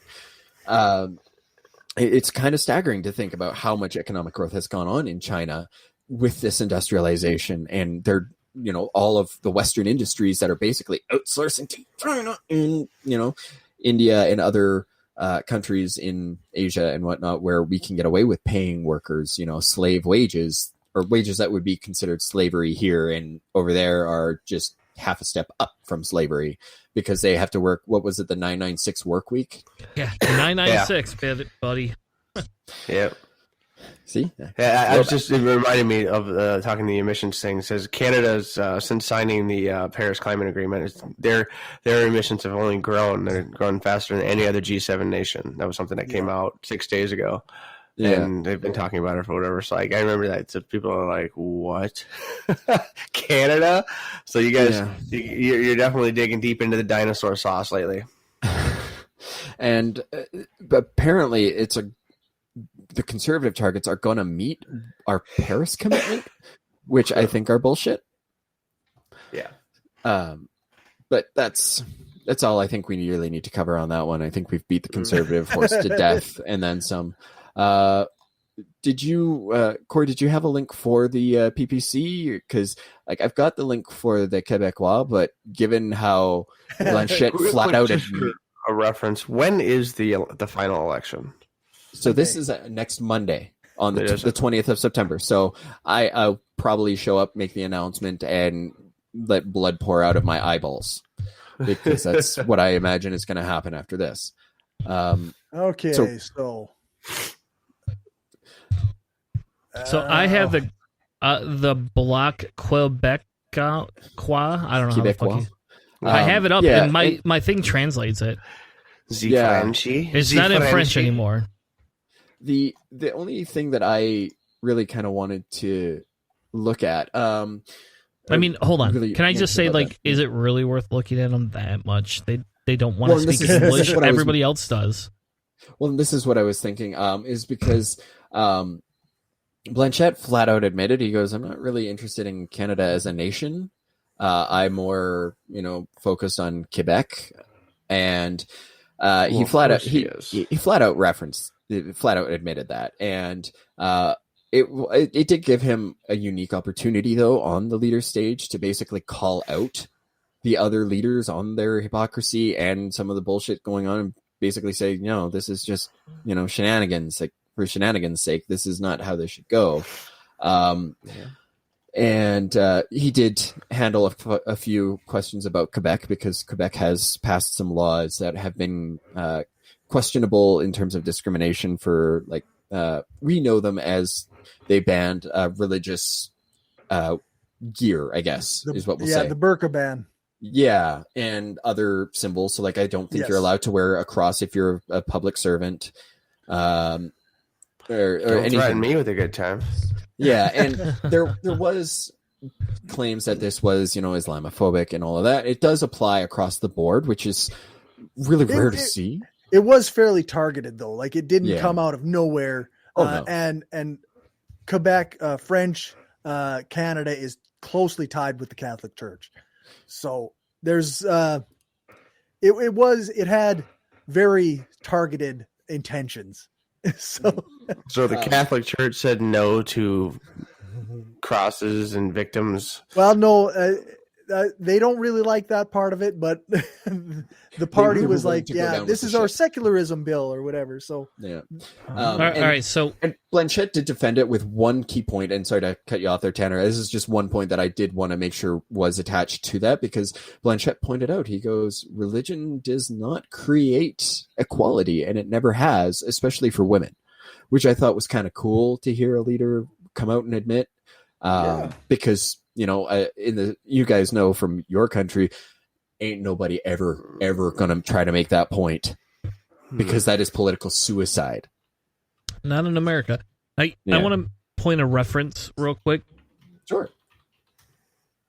This website is identical to the Conservative Party website in format and structure. So whoever did one did the other, or they're sharing their templates and outlays. Uh-oh. All right, It moving doesn't on. surprise me. That's all I care. I have a hard time caring about this party personally. I find them interesting, but They remind me of the thing is, libertarians. Yeah, like just looking at the polling quick, they only have roughly 7% of the prospective vote, right? But that's going to translate to upwards of 31 seats in our parliament. So they actually have like a significant amount of power despite having such a small number of voters who support them. Yeah, if you're at a stalemate, 50%, 49-49, if you've got that 1% to move around, you're the most powerful person. Ask the freaking Democrats about Joe Manchin right now. well, he doesn't even know what's garbage going trash. on anyways. Well, he knows enough to keep his neck out for the big oil people. all right. Is Anyways, there anything else about this guy that you want to cover? No, I'm good to move on. Why don't we start with the Green Party instead of the NDP? I know it's a little out of order, but I know you're driving me nuts. You're like all over your document. 1 minute I'm here, 1 minute I'm there. I know. You're killing me. Just want to keep you on your toes. So the reason why I really want to highlight this, so I've admitted my man crush on Jagmeet Singh, that beautiful man, but there is another person of color, a woman of color, who's considered one of the most prominent leaders, and that is Annamie Paul. She's the current leader of the Green Party. Now, I'll admit I'm not overly familiar with her work and her backstory, but I will say this, though. She did not take no shit in the debates. There was one moment when Trudeau did actually talk over her, and I thought she was going to murder him. But a lot of other leaders tried, and she shut them down as fast as she could. So I thought that was really cool. I think it's great to have such a strong voice there, because I think that that's a voice that has been severely lacking in Western society in general. Always. I think that this might be somebody who has a great opportunity to help us, kind of grow and learn and diversify our politics and get more a broader perspective, and maybe a more a less conservative perspective, which would be fantastic. So if we just pull up the little blurb about Annamie Paul, now there is a YouTube video. We're not going to watch that because that's a lot. So she is Canadian born, but her parents were from the Caribbean. She grew up in Toronto. Her mom was a teacher, and I don't know if I see what her dad did. No, it didn't. Don't think it says. So she does have an interesting background in that she, growing up, she has a master's of public affairs, which she got at Princeton. And then she came back to Canada and founded the Canadian Centre for Political Leadership, which is an organization focused on increasing the representation of equity-seeking groups in politics and public policy, which I think is fantastic. That's definitely a voice that needs to be heard more on Parliament Hill. So she definitely seems to be one of the most humanitarian candidates, and I think that's fantastic. Again, she's the only woman of color on stage, and that's. I was just gonna say, I think her choice to run in Toronto Centre was a kind of it was a controversial choice, because That's typically a riding that is, I think it's usually a liberal stronghold, but and it's not like everybody thought that the leader of the Green Party would go to where Elizabeth May, the former Green Party leader, where she used to run and typically won. Mm-hmm. And and so she didn't and made this other choice. But so you have to like select like a particular area to concentrate, or is it more that? Each individual member of parliament represents a specific region, and then depending on how many seats or how many regions a party wins, that determines who forms government. Oh, got it. So that makes sense. Yeah. All right, so she sounds like just like an overall, impressive character. So like, what's the party platform? Is it? So let's look here. So we have, Tanner, if we could bring up perfect. Oh, no. We're going to move to the platform. So they, of course, also have the couple of different focuses. The green future, the life with dignity, just society. And why don't we take a quick look at the green future? We'll read more there. And please ignore the flying kittens in my room. My wife has come home and is announcing herself in a very unique way. Sorry, I'm getting told off here. So green future. So this is more of the focus on what they want to do in terms of moving towards a more green economy, which was something that Anime had mentioned a lot during the debates, was the desire to shift our economy from oil and gas to more green friendly, more green centric, because as we move forward, fossil fuels do not last. They are finite, and we need to look at renewables. So, Cory, did you want to tackle a little bit on what they're saying about their policies? I guess so. They've got two kind of points. The first one is to achieve net zero emissions as quickly as possible. Obviously, that makes perfect sense. A reduction in greenhouse gas emissions of 60% from 2005 levels by 2030. With targets starting in 2023. The next one down, it says end all extraction of fossil fuels. I mean, yes, but also that's really going to be tough to pull off. Cancel all new pipeline projects. That should happen for sure. Cancel all new oil exploration projects, including in the offshore. That's a little harder to convince people of. The end of leasing of federal lands for fossil fuel production and to retire existing licenses. Again, that's like you've already given these oil companies the right to drill or to produce oil in certain areas, and now you're going to take that back. It's going to be pretty tough to pull off. Ban hydro fracking. You're going to have a tough time doing that. I know there's tons of fracking going on right now in Saskatchewan. Like every single new well that gets drilled also gets fractured with hydraulic fluid. Mm-hmm. It's the fastest way. Come on. How did you not know this that? This is the way. Oh yeah. Wish I hadn't said that. And all subsidies to the fossil fuel sector. I mean, I'm on board with that. Hell yeah. Hey, they owe us hundreds of $millions in back taxes to rural Alberta. So yeah, no, to hell with their subsidies. Yeah. And to phase out existing oil and gas operations. I mean, slowly, like we do have to do this stuff, and we do have to do it faster than it would be pleasing to most of us. Yeah. But getting the majority of the country on board with this sort of thing is nearly impossible. So I have a proposition, I guess, or a comment per se. If you think about it this way, instead of making this one of their premier platforms, which I know why they're doing it, because the Green Party, blah, blah, blah, I get it. That's their deal. But at the exact same time is why not have these goals and say something slightly less. Yeah, or not even say anything. Like, go to the point where you're going, oh, I want something different. We're going to focus on something else, and then start instituting these instead. Because, and maybe this is the anarchist in me, right? But to me, we can't wait for people to vote on this. This is not a conversation any longer. Yeah. If I get to see 80 years old, it's going to be like 120 fucking degrees in Michigan. It's going to be insane. Nobody's going to live in the South. They're all going to be in Canada. You ain't going to have no fucking woods left.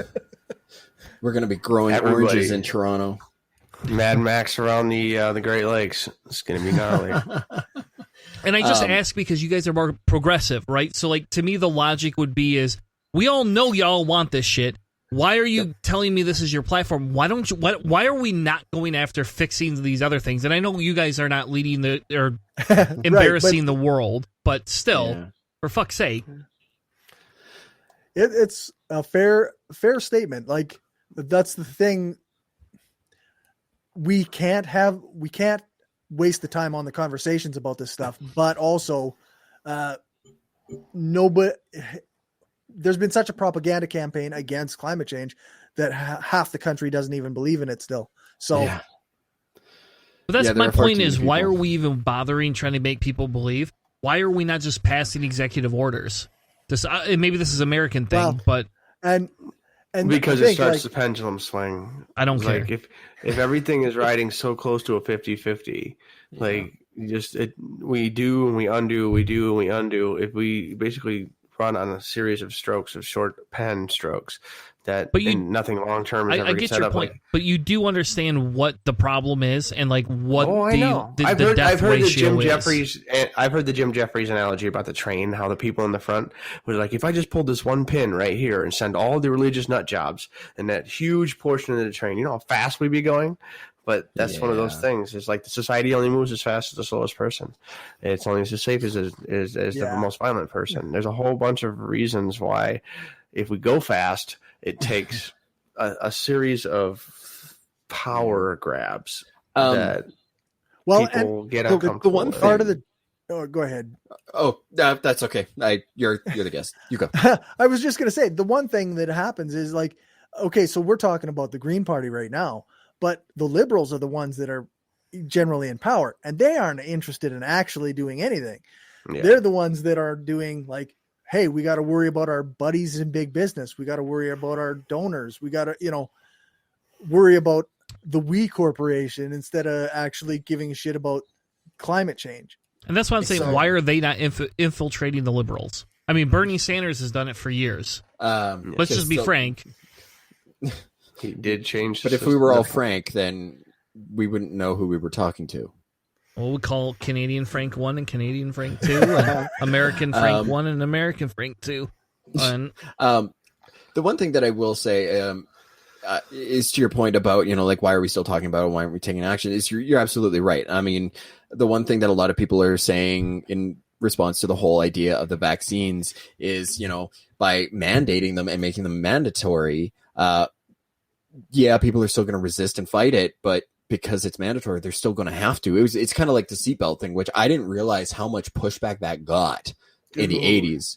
I didn't realize how bad that was until I started seeing some of these side-by-side comparisons, and they're the exact same arguments. It's all about, my rights, my freedoms, my this, my that. And it's like, grow up. Every single time you try to make any progressive change, it's always getting massive pushback.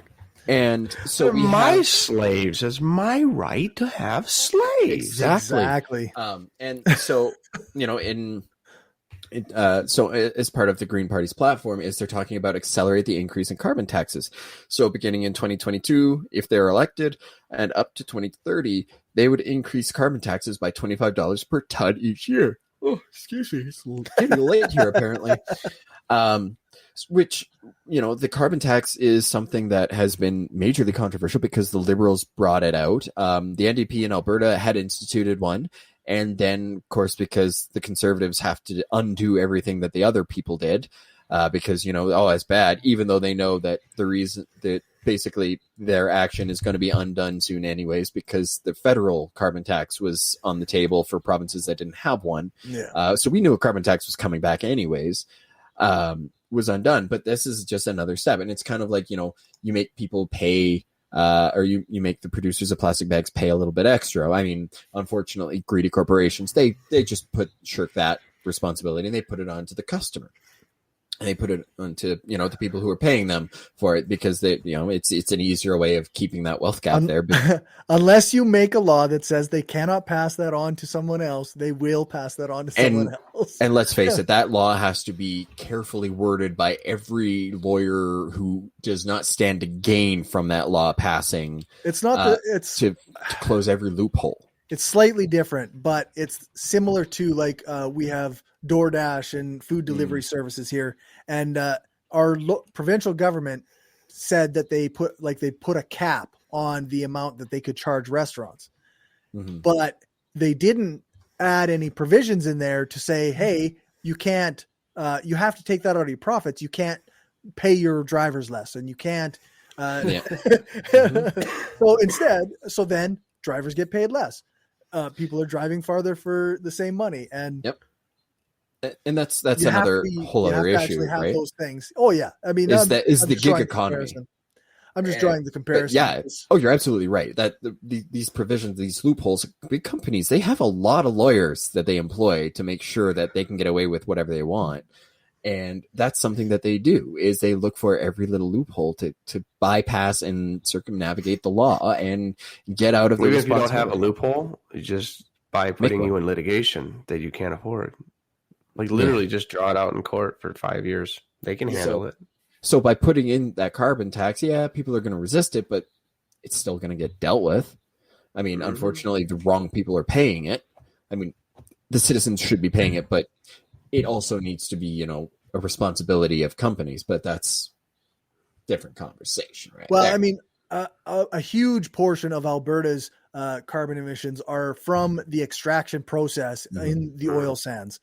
It's if you stop doing that, if you regulate that in some way, then you're going to have a huge improvement, right? Oh, yeah. And instead, nobody wants to have that conversation because it impacts the oil companies' bottom line, and they're, they basically own the two major parties in Canada. Exactly.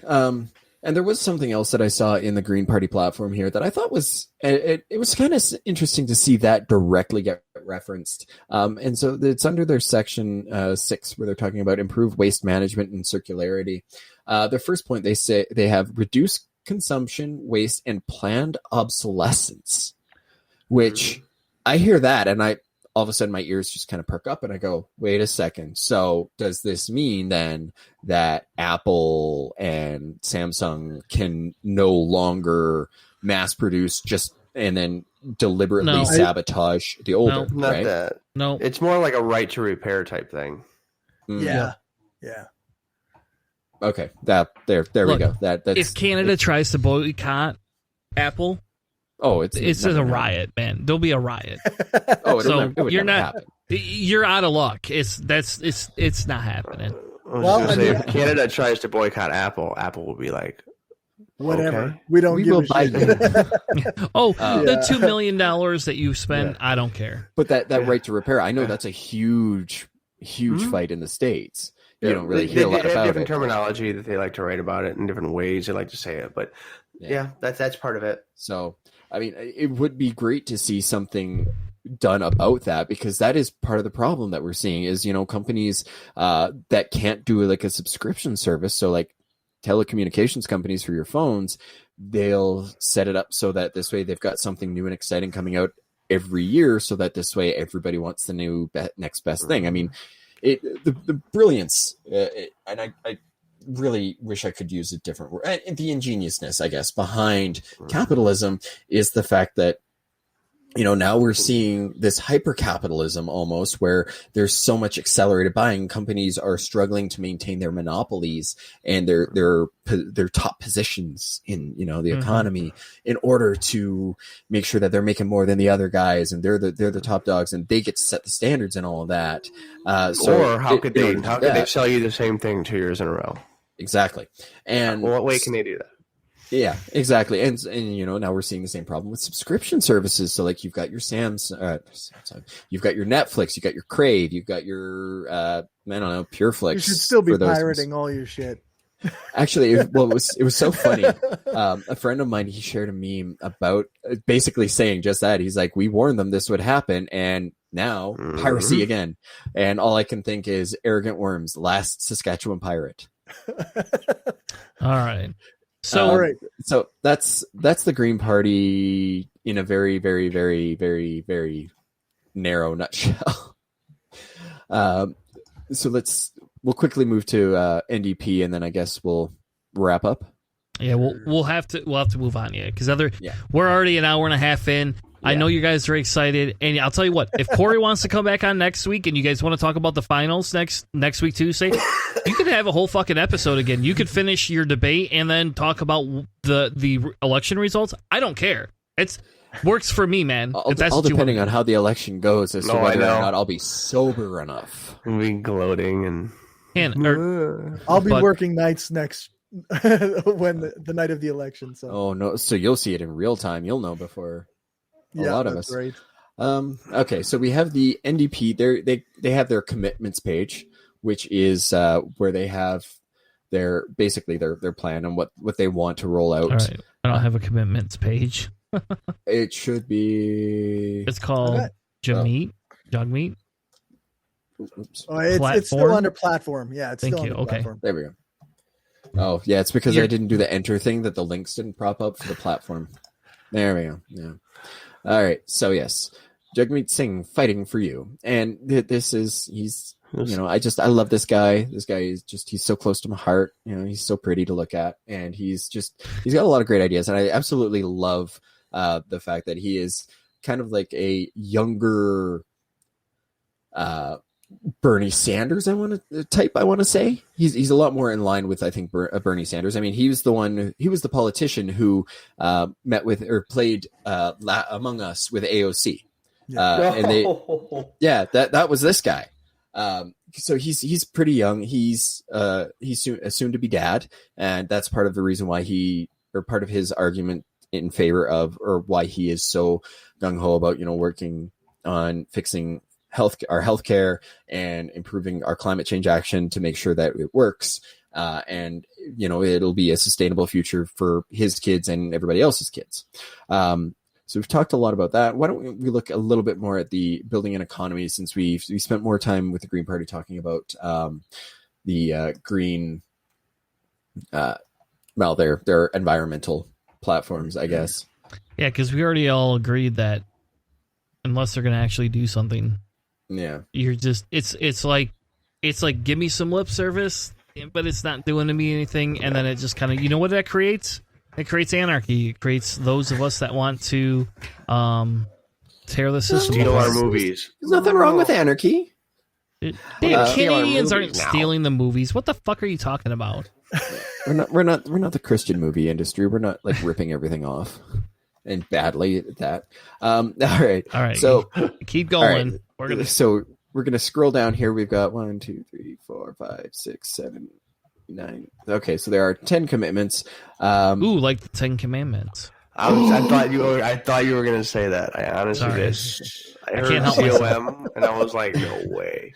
All right, so this has been kind of a hot topic. One is the one in the left-hand corner that is yellow there. That is quality, affordable childcare when you need it. Cory, did you want to expand on that one a little bit? Just it's been a big thing. It's just Trudeau is there, like the Liberal Party. They're also doing a $10 a day childcare, and but I think that the NDP is, I think their goal is a little bit faster, but yeah, basically universal $10 a day childcare. So $10, great product. Like the $10 a day is like that's what it'll cost the person to get healthcare or childcare. Just say like a $10 subsidy, that's not going to do a damn thing.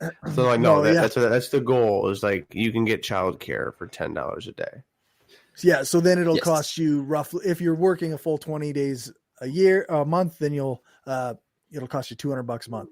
which is That's pretty cool. yeah. Like there's people paying I used to pay $700-$800 a month on childcare. Yeah, I paid right now. $300 for one day.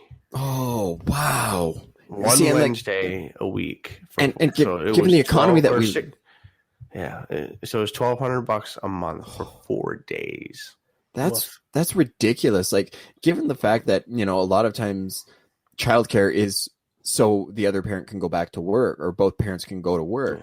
And negates That it. basically, that's why we don't do it. yeah, that just completely killed the reason for that. Like, why bother when you're going to end up paying more? You're going to end up digging deeper into debt to do that. Tanner, let's keep you engaged here. I don't want you looking too bored. He's picking the scabs on his feet. I don't have scabs on my feet, for fuck's sake. I got calluses, but I don't got scabs. Okay. All right. You know what? We're not going to challenge him on that one. What's your question, man? Do you want to read the one, making employment insurance work for you? Sure. When a crisis hits, working families need to be able to count on our L system to be there for them. But liberal and conservative governments have left it outdated, underfunded, which means that too often it doesn't provide any help to those who need it, for the most part. It's time to make L work for everyone. I'm going to say L because that's how I see it. Work for everyone with things like raising minimum benefits to $2,000. Sounds good. Allowing people to rely on L if they want to further their education. Sounds good. And improving the system for the self-employed. Sounds even better. Right now, I think the maximum you can get is around $1,400 a month. Yes, it is. And yeah, that's like that. You can't live off that. Like that's less really, than minimum you can't wage. live off $2,000 either. No, let's be frank. Yeah. No, or I'll exactly. be Chris. You could be Frank. Sorry, bad joke. Go on, Jesus Christ. Hannah, I think this one is going to ring a little bit more relevant for you. Tanner, would you be so kind as to scroll down to supporting small business? Because I think that's important for Hannah, given his background. Yeah. For anyone who doesn't know that's watching, my background's in small business machining with the old man, but supporting small business is one of the engines of job creation in Canada in the heart of the communities across the country. Local shops keep our communities running, and they need our support now more than ever. We're ready to help them recover, thrive, and expand with things like wage and rent subsidies, hiring bonuses, and caps on credit card fees. That's pretty cool. I mean, it's essentially going to give them a little perk, but I mean, why don't we give them the ability to take out loans at 0.2% like we give our banks? And the banks can pay the 20% APRs that we charge our people. Wouldn't it be nice, eh? Oh, well, I mean, it's nice. We'll put a limit on your credit card. Thanks, I guess. And here's $30 for your rent.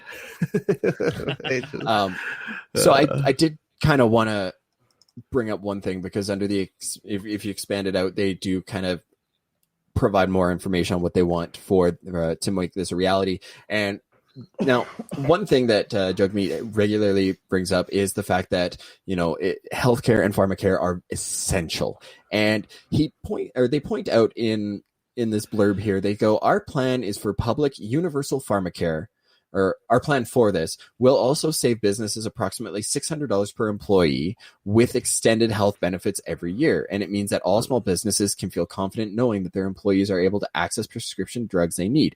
Because let's face it, like when I worked at a small company, literally there were less than 10 people at this entire company in the entire year and a half that I worked, or year and a bit that I worked with them. This was something that I was really upset about, is the fact that, you know, I was on a medication and they didn't have any sort of healthcare, and because they were a small company, they couldn't afford it. And when because the Canadian healthcare system, as much as, you know, there are so many advantages to it, there are still some holes that leave people behind. You know, like if you don't have coverage, you may not be able to afford medication.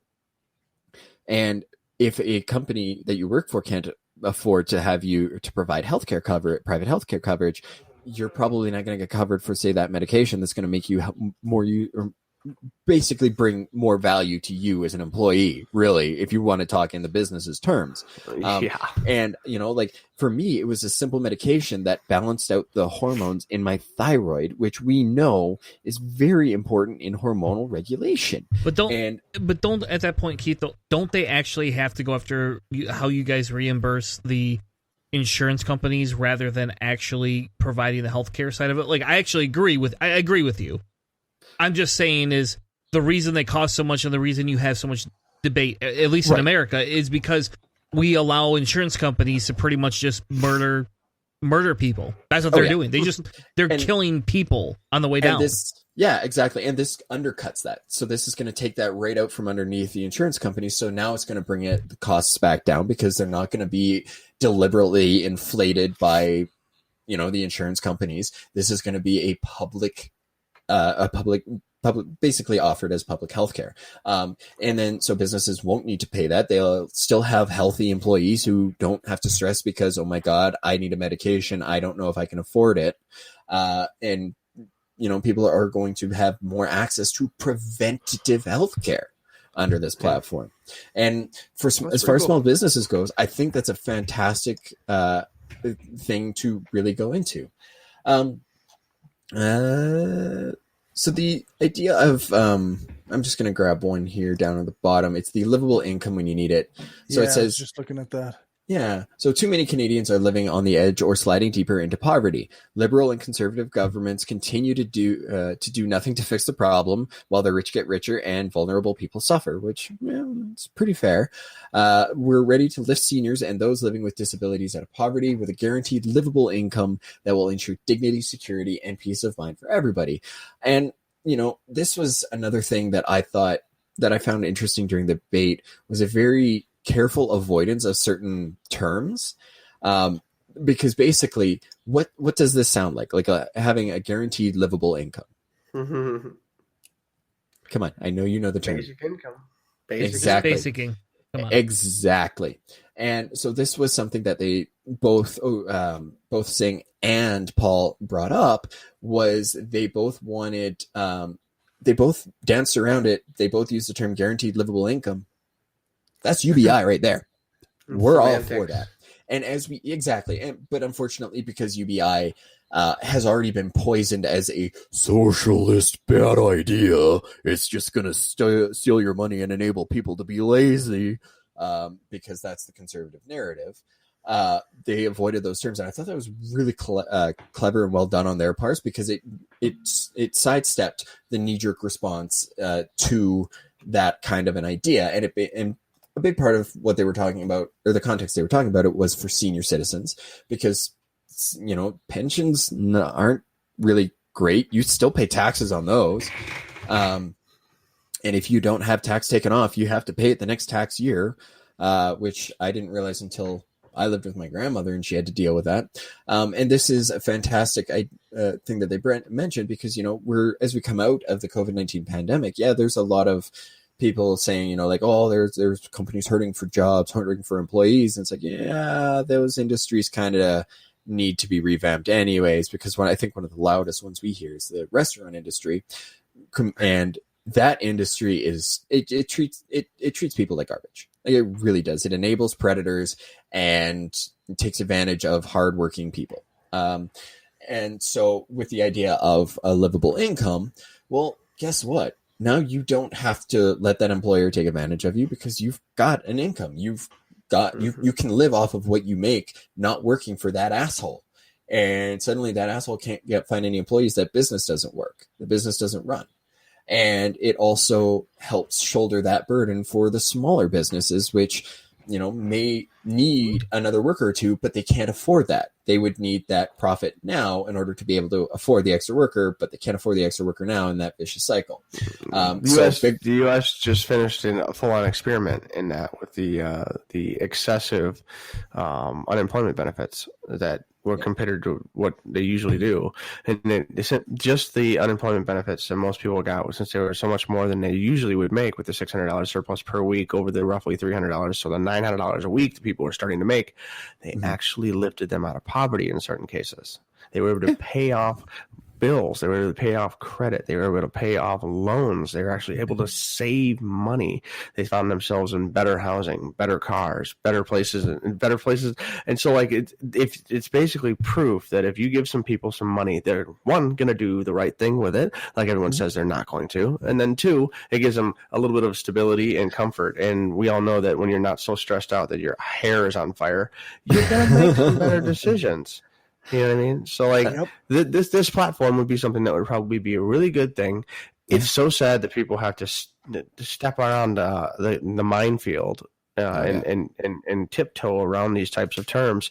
It's nice to see that younger people are a little more okay with seeing these kinds of topics not being skept around, but it seems like the same kind of problems are happening in the US and over there. So hopefully we'll see things get better in the future. But I don't know, this platform seems pretty progressive and pretty forward thinking, in my opinion. So I don't know. I mean, we're closer to I would say towards our we are in the quick final save section, and we could and maybe we could close it up and then finish this thing up the second half of our. We're going to do a 2-part Canada segment here, apparently. Oh Christ, yeah.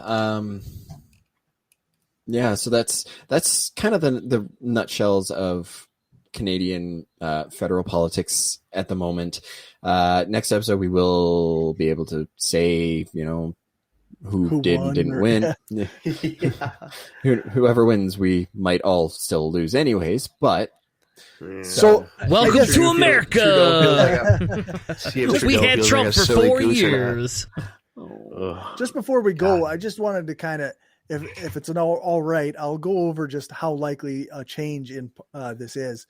The projected seats, I'm not even going to worry about the percentage of vote, but the projected seats right now, the Liberals are projected at 146. The Conservatives are at 126. They need 170 as a majority. Mm-hmm. The NDP is 33. The Bloc is 31. The Green parties are looking at about 2 seats. And the People's Party of Canada is looking at less than 1. Well, that's probably for the best. So the Conservatives would actually have to do a coalition with 2 different small groups then. To get to 170. Yeah, like even if the Bloc jumped on board with the Conservatives, they still wouldn't have enough to overrule if everybody else disagreed with them. Fair enough. So then what, another election? Yes. Yeah. They can't form a They government. run into like stalemate hell, Hannah. It's like stalemate hell. It's like what Israel did for like 5 years. Every time Netanyahu tried to get a new, just over and over and over again until he got the boot from basically what seems like a clown car full of psychos. Ooh, sounds like the title of a Slipknot song. Clown car full of psychos? Yeah. I feel it. I could feel it. I could feel it right now. I don't know if Cory can sing after having COVID. Apparently he's doing shows, but we'll see. All right. My quick save for tonight is Rick and Morty season finale or season 5 finale broke Rick and Morty and the show so that it would grow. So I'm not going to give away the ending because it's only been a week, and I won't lie and say that I didn't pirate it, but I did download a VPN. Not that anybody needs to know about it, and stream BBC from the United Kingdom into my room after it had aired using a VPN and watched it. I had to watch some weird fucking Great Britain commercials. I'll tell you that they're weird, man, compared to American shit. Like maybe it's real. I gotta watch some Canadian shit now so I know if Canada has the same type of commercials as Great Britain. So we'll see. I don't know. We'll see. But I will say that, so I watched the season finale, and the reason I'm excited about this, right, is because Rick is a drunk asshole who's abusive, he is aggressively angry all the time, and they finally kind of reveal a tiny bit of backstory for him, which then changes your empathy attitude right towards who he is. You can't excuse the fact that he's a piece of shit. No. But you can empathize how he became where he is. And when we talk about, in Canada, all your guys' different parties which I'm surprised you don't have a different name for them instead of party. Like, that's what we call them in the United States. Like, I assume you guys would call them, like, I don't know, Premier Juniors or do we call them the real Slim Shadys? I don't know. I'm just saying is like, okay. either which way, they have different functions. So, like, when we talk about Rick changing and evolving, but you learn to empathize and find the common ground to create solutions with those you hate. I think this episode fills that void and kind of talks through we have to do these things logically, or we're going to create a revolution where there will be deaths. It will not be a question. And I'm not against that either. I'm not just going to advocate for it though. But so to me, like, this episode was pretty moving because of the pure fact that it was like, hey, here we are. Let's change this show that's made millions of dollars on a public network, and we're just going to go a different direction than what originally was, because we want you to find the point where you have to empathize with Rick without accepting his shitty behavior. And I actually really like that they acknowledge that part of it, because that's something you don't get from a lot of shows. Cool. Neat. All right. There you go. Who's next? I'll let Hannah? Hannah go.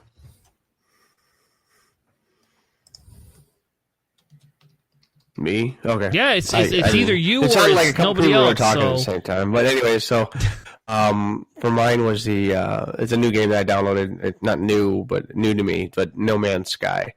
I've been eyeing this game for a long time. But for me, it's something that I've wanted for a long time. Is like a real space cowboy game. You know, I want to just for me, gaming has got to be just like, it's a decompression thing. Like, I used to play little high-end games where you'd be like, just like playing Quake and playing you're like on the pixel edge and Counter-Strike, where it's just like just too much and so like I found that I liked RPGs and slower paced games a lot, but I always wanted one that like felt like the Wild West in space. And this is like a procedural game, so essentially everything is basically done through mathematics. And so there really are 3 trillion planets or whatever the hell it is in there. Like, you could literally never explore the whole universe. And the planets are... you just would have no life. No. If you went to a new planet every second for the rest of your life, you could not go to every planet in this game. So, mathematically speaking, it is impossible to see the entire game, which is an interesting concept. So then, do you really believe that they have that many planets existing? Well, it's based on a procedural generation, so all of the potentialities are there, and all the probabilities are there. So every variable potentially has to be able to exist inside an algorithm that says X number of what is it? X. So if you decide to fly to a planet, it'll randomly generate a planet, essentially, like a whole. Essentially, yeah. The universe is essentially procedurally generated, and so that if you go to a planet, sometimes there'll be someone who has visited it, but in most cases, if you're just doing the general exploration, it's all inside the world of the universe of the game. So, like, if a planet's generated and you go to it, it exists now, and it's in the universe, and someone else can actually go and see it, and they can see your little flag or your marker or whatever. But like, it's the entirety of the game is basically if physics was let loose, and so depending on the size of the planet, where it is in proximity to its star, changes what life forms are on the planet. So if it's a Jupiter-sized gas giant and you're like able to stand on it, all of the animals are really low, squat, and bulky and strong. But if it's a really small Pluto-like planet, all the creatures are really tall and leggy and movable.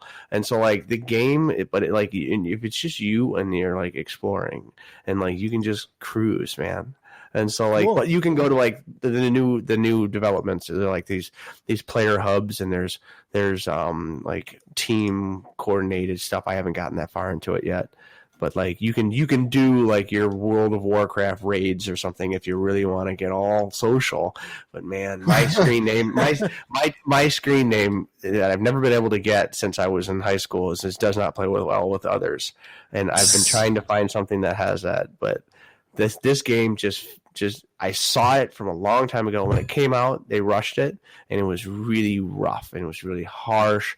And the team that made it is like they put a ton of free major updates into it, and now just recently on Steam it passed the mostly favorable, and so it's now considered a Prime game. And I'm so excited to just space out because like. I don't know. Like, it's the closest thing I'm ever going to get to exploring the universe. But also, there's like quick jumps and stuff, so you can see. Because otherwise, you'd be like, "Oh, the next planet is 87 days away." Like, well, I guess I'm not playing this game for 3 months. Yeah, you know what I mean. So, like, it does put gaps in there so that you're able to explore the universe in an interesting way. But like, watch a couple of videos if you haven't, just to see if this, because like it is a low key game, but it might.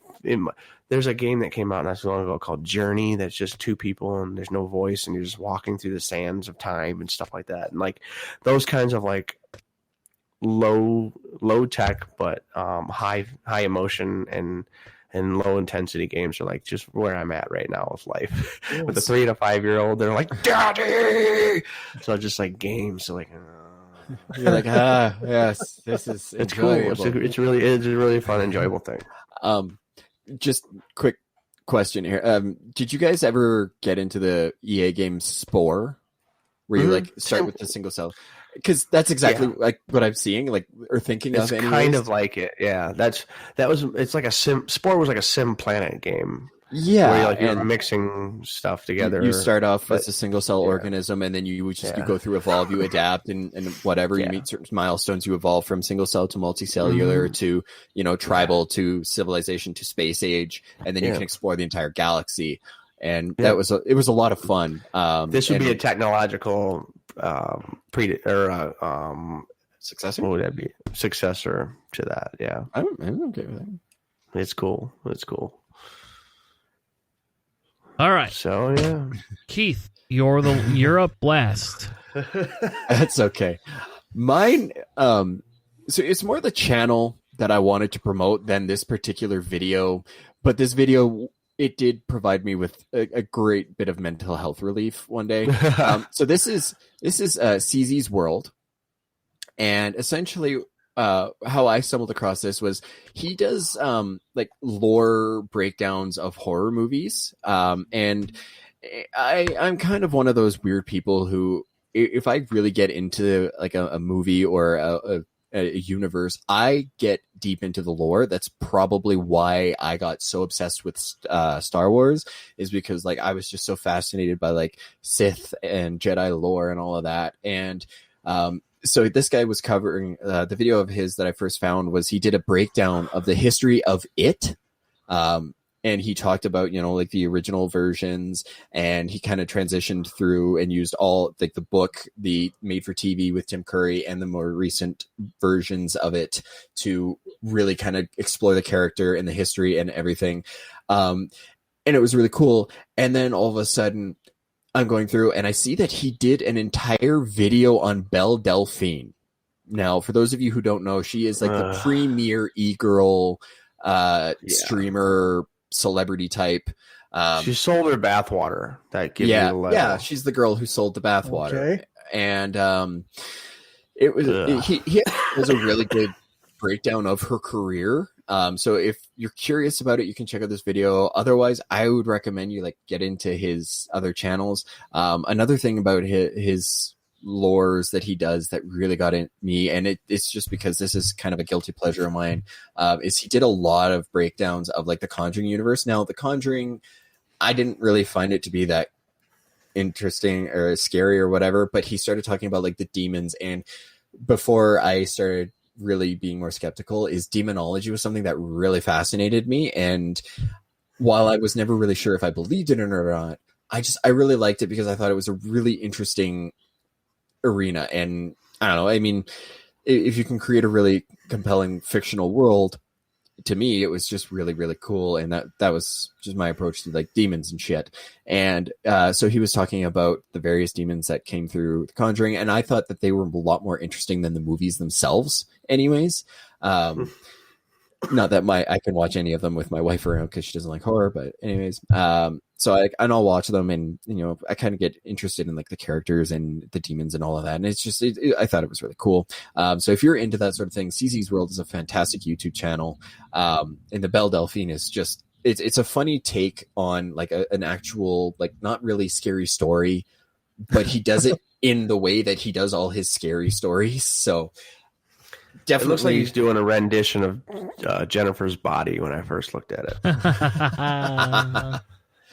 Oh, all right. Well, thank you all for joining us. We will be banana knack, or however you want to say that. Banana.